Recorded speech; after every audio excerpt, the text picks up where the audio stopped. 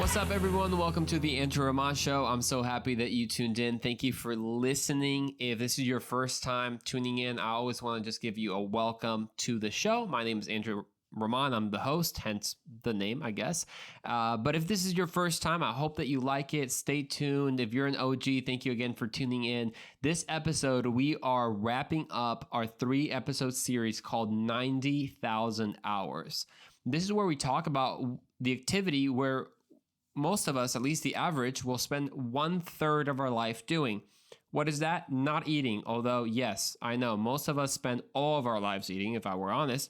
At least that's how I wish my life would be. But no, that is work. We are wrapping up our 90,000 hour series about work. That's right. That's how many hours on average the average person will spend. And the last couple of episodes, if you just jumped in and you're like, wait, they're doing a series? That's right. So listen to the other 2 episodes. I think one's called Work is the question, Work in the Garden. And then the second one is Why is Work Hard? I'm pretty sure it's titled something like that. And then the first one, as you guessed it, we talk about the Garden of Eden. That's right, where we talk about the design and the dignity of work. And then in this last episode that we did, part 2, we talked about why is work hard though? Like, sure, if God designed work to be good and work to be part of our fulfillment, and this is why God set up the week to work 6 out of the 7 days, if you want. Why though? Why is work frustrating? Why is work stressful many times? Why is work fruitless and sometimes even selfish? Why is that? And we broke that down talking about, in Genesis, I believe, chapter 3 of the fall. And yeah, you got to listen to that episode. But this time we're talking about the good story. So we're talking about the good news. That's right. How the gospel writes a new story for work. Because maybe you've been thinking, man, this whole thing has been a little bit like, why is kind of a downer? Work is frustrating. But what difference does it make being a Christian in work? Does it make a difference? Well, one thing that we've been saying this whole series is if we're going to be spending 1/3 of our lives doing work, I do think that has to be different if we're Christians, right? So before we head into that, I want to show you all yet another. Guys, I am running out of mugs in my collection. I got to start buying some because these episodes are racking up. You can correct me if I'm wrong. I have a feeling I've showed this mug before, but if I start if I'm like, this is my mug collection, and this is the house. This is the mug I got back in Germany. And you're like, Grandpa, we've already seen that mug. Yeah, okay. If you kind of feel that way, then shoot me an email. But this one was actually in Outer Banks, North Carolina. This was several years ago. It was so cool. We got together. It might have been to celebrate a family birthday with my cousins from California, from Baltimore. My grandpa, who has now passed away, but this was maybe 5 years ago. We got together all in one house in Outer Banks, North Carolina, in a beach house. That beach house, okay, I got to tell you guys this. I love just kind of telling a little bit of stories. So I love making up games. So this house with a 3-story house with a freaking elevator, excuse my French, with a wonderful elevator, and they had a surround system in the first floor, and then they had a pool table. It had like a game room, and then so this is how the place was laid out, and I'm telling you this for a reason. So it had a game room in the very bottom, game room in a little theater, and then in the middle was kind of the residential area, if you will, and then the top was the kitchen, the living room, and all that. Well, I thought, what if we played hide and seek in this house? But what if we played it a little bit, we upped the ante, if you will. So what we did is, this is crazy. This was at nighttime. Upstairs and downstairs. Upstairs had a surround system, and then we had a Bluetooth speaker. So we put a speaker on the downstairs, a speaker in the middle floor, and a speaker in a surround system on the first floor.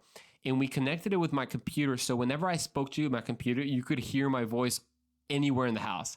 So it got good. So we thought, okay, this is going to be great. We're going to play this prank on my cousin, Ben, and Chris, who we've had on the podcast before, whenever we talked about the stock market and things like that. So we said, okay, what if the game is they have to find me? So I'm hidden, but they can hear my voice. So of course I spoke with a British accent, like, let's play a little game. Are you all ready to play a game? And then I played actual like film score soundtrack, like suspense thriller, as they had to search for me. And the house was like almost pitch black, because we turned off all the lights. So this was like a serious thrill movie. But here's my favorite part, and then I'll stop. I will get to the episode. So in the second floor, they were in the second floor, and the elevator again went floor 1, floor 2, and floor 3. So I put my mom's phone. This is great. I put my mom's phone in a paper bag and put it inside the elevator. So when I was giving the instructions, so this is the way it would go. It's like, hello, Ben. Hello, Chris. Are you ready to play a game? You have 1 minute to find me, and if you don't, one of your cousins disappears. So all of a sudden, 1 minute's out, and then they can't find my cousin Gigi or something. And then level 2 was, all right, Chris, enter the elevator. In the elevator, you will find a paper bag with a phone in it. Answer the call. So then they'd get in there, and then I'd call them with the phone call and say, hey, as we go down to the garage, I'm sorry, this is great because I'm remembering all this.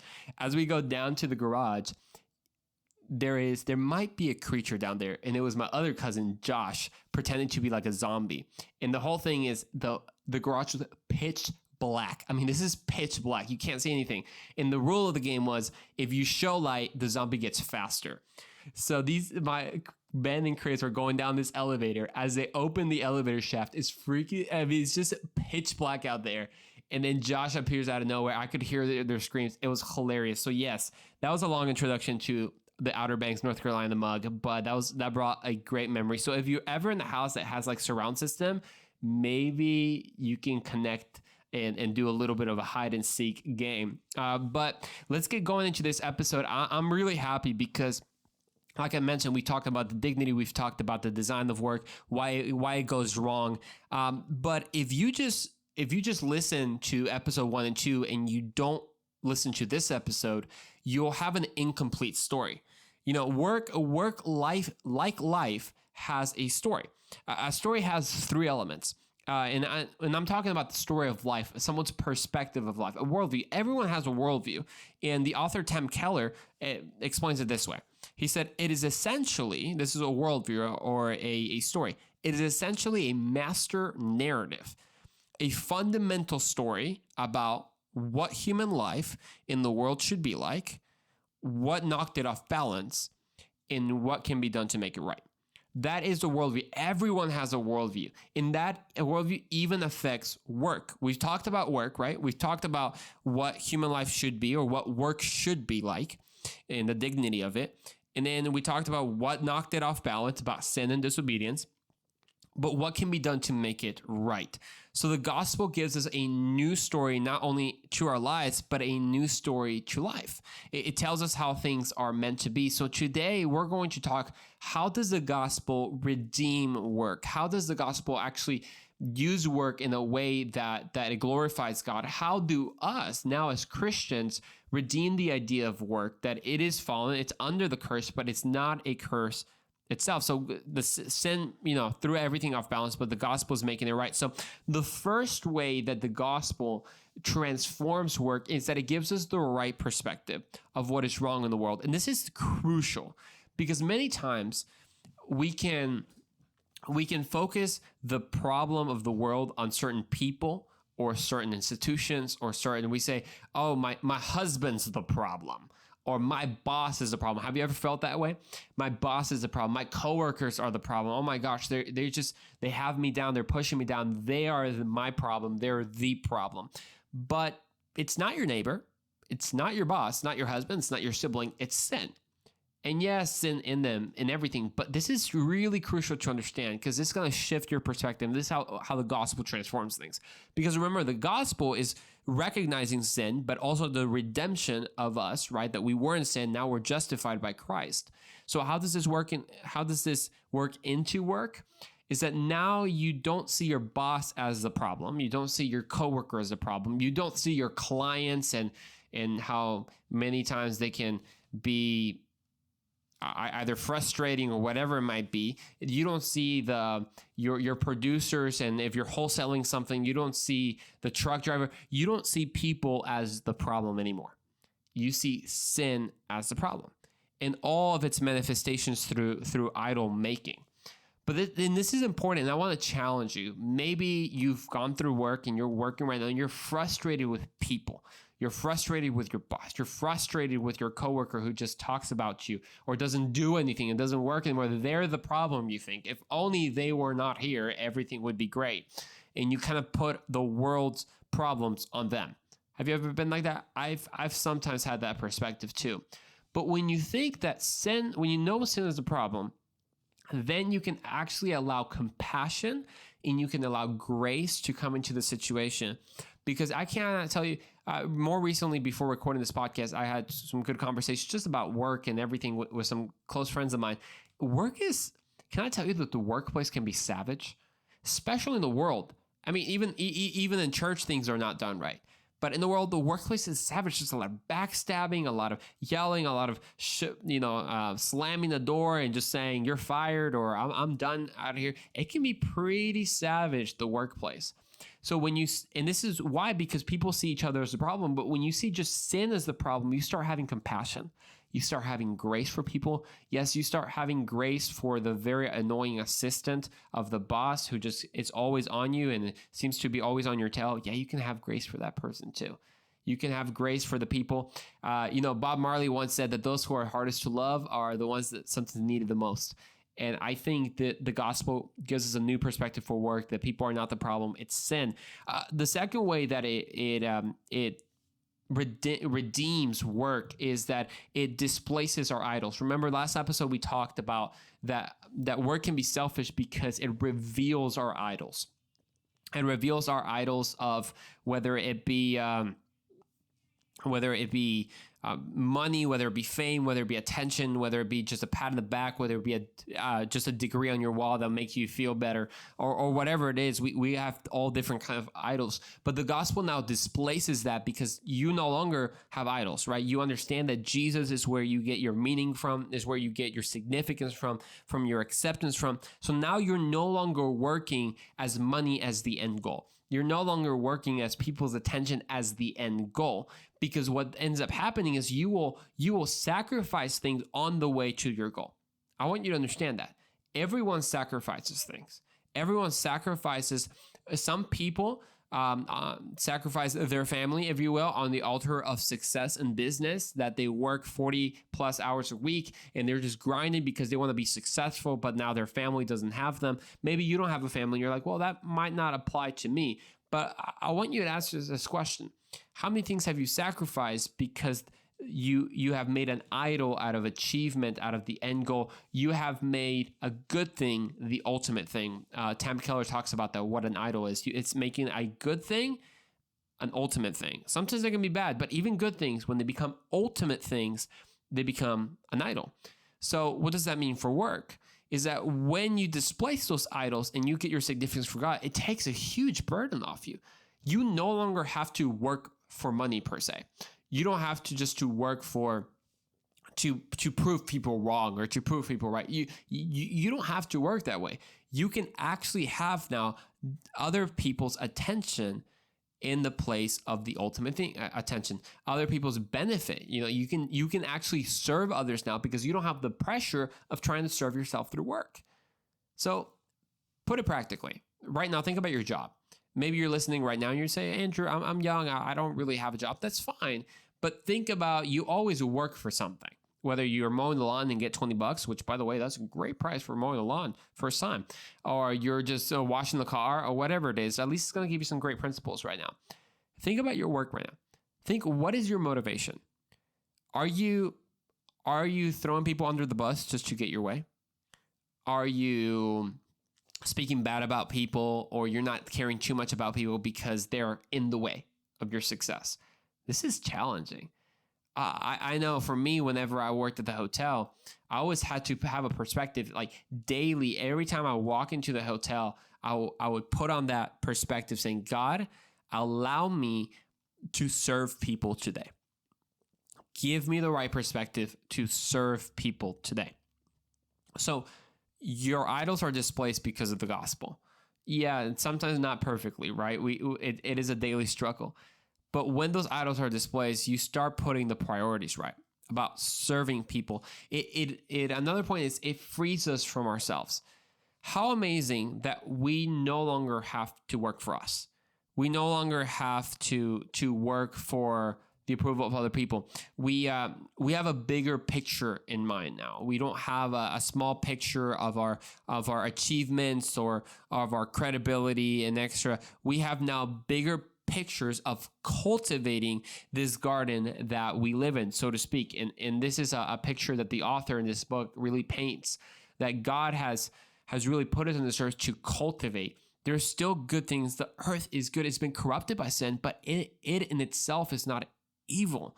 We have to understand that God actually wants us to cultivate this. So if God has given you a gift right now, he's giving you maybe a gift of art or a gift of management, a gift of handling numbers, a gift of connecting with people, whatever it may be, know your gift. And now don't throw away that gift for maybe a pursuit of worldly things or what your idols might be. Even that gift can become an idol. So now that the gospel has displaced those idols, it has freed you from working for you now. You can actually serve others. I want really to convey this. You have the freedom to serve others. It's powerful. You right now, don't be bogged down by you. That's right. Sometimes we can take up a lot of our own space, right? But you can actually serve others. Now, again, that doesn't mean that you throw yourself under the bus for other people. No, but remember that work is designed to serve others and glorify God. So my question to you right now is your perspective about you right now in work? If so, can I break it to you? That's a worldly perspective.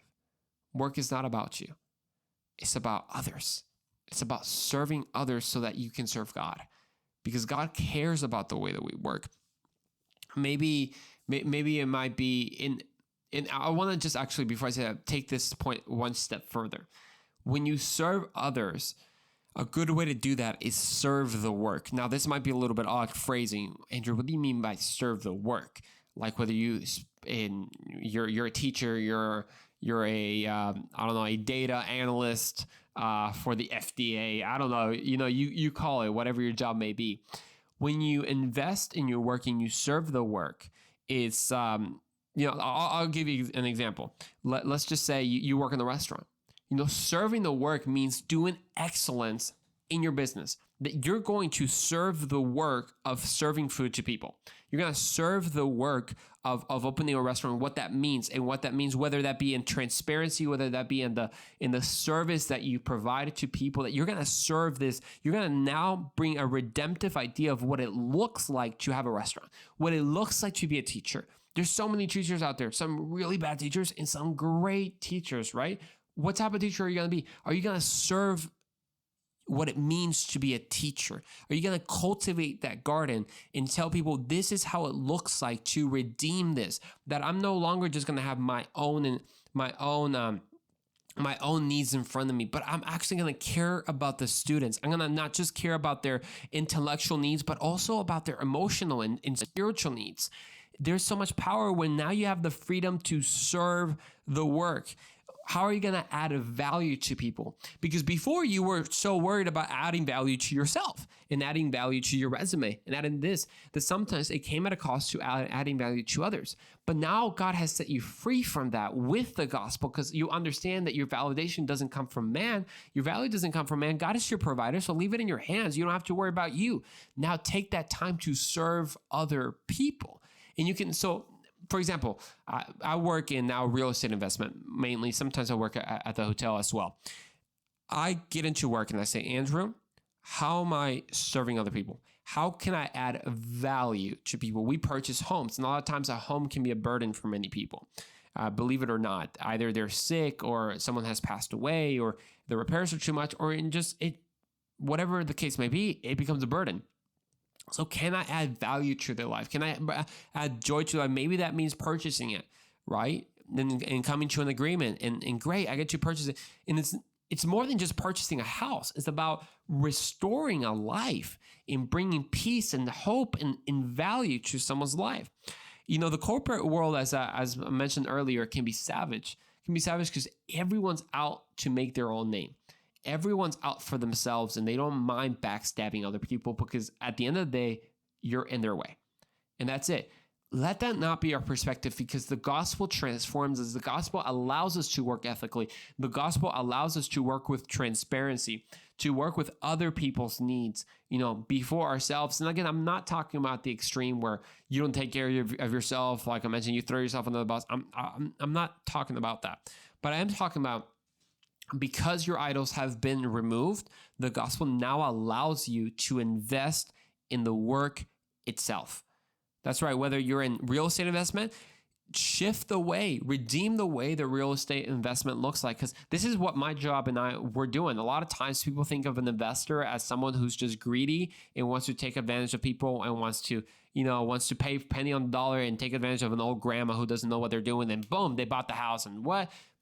Yeah, there's those horror stories, but we're here to redeem that now. We're here to serve the work of what it looks like to purchase a home from somebody. So maybe you're not a real estate investor. Maybe you're not in accounting. You're not in accounting, or maybe you're not a teacher. What are you doing for work? What are you doing in your life that you can now serve the work? You can redeem it. You can actually put the effort of not worrying too much about yourself anymore, because God's got you. That's what the gospel tells us. Is, hey, God rescued you and God's taking care of you. He's not forgotten you. He's not just giving you a ticket to heaven and gone away. He's still with you. He's going to take care of you. So we've seen the dignity in the design of work. We've seen the problem. And now we're seeing that the gospel writes a new story. The gospel tells us what work should have been, what it was made to be. It tells us what went wrong with it, sin and our own arrogance and our own stubbornness getting in the way, right? Our own selfishness. But it also tells us how to redeem it. That once we're secure, that we're not unstable, we're not trying to make our own name, we can actually focus on serving others, serving our work, and serving God. I hope that you've enjoyed this series called 90,000 Hours. You don't want to miss a new episode, because we got some great guests coming in and some great content. We'll see you in the next episode of The Andrew Ramon Show.